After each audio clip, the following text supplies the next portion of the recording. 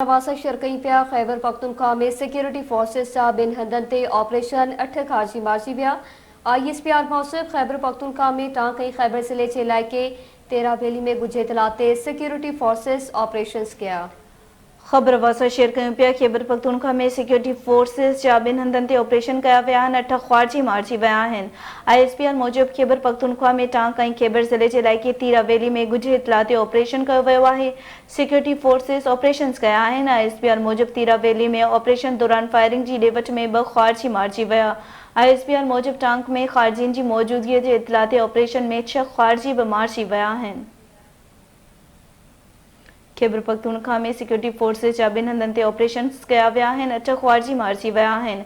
ISPR Mujib Khyber Pakhtunkhwa में tank ऐं खैबर ज़िले जे इलाइक़े तीरा वैली में गुझे इतला ते सिक्योरिटी फोर्सेस ऑपरेशन कया आहिनि।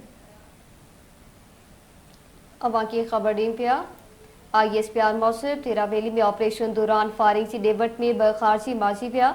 ISPR मौसूब टांक में खारिजियुनि जी मौजूदगी इतलाते ऑपरेशन में 6 खारजी मारिजी विया।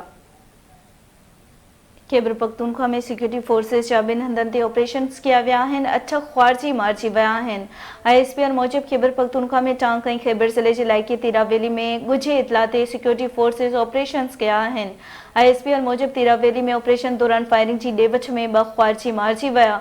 ISPR मूजिब टांक में ख्वारजियुनि जी मौजूदगी जे इतला ते ऑपरेशन कया विया आहिनि।